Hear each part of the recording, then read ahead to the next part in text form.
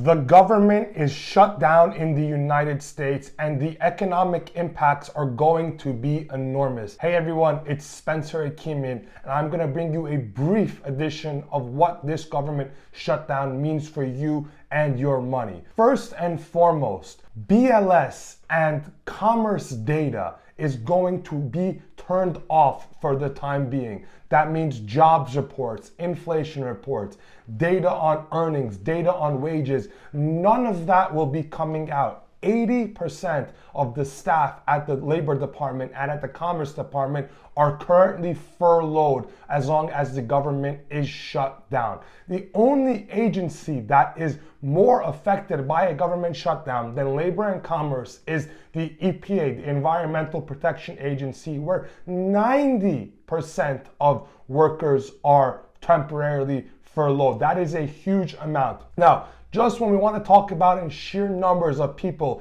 that will be furloughed and their paychecks will be delayed during this time period, you want to look at the Pentagon. 350,000 people are going to be furloughed at the Pentagon immediately due to this government shutdown. In the past, government shutdowns have caused mini recessions in the Washington, Virginia, and Maryland area. And that's because so many people there are working for the government and they are temporarily laid off and without pay that they withhold paying into the economy, whether go to a restaurant, go to a show, do a home improvement, you name it. Now, one other thing that is critical that we have to talk about with the government shutdown is that Russ Vought, he said that 750,000 government employees will be laid off per day as long as this government shutdown is in effect. Now, why is that important? Well, it's important because as we know from this morning,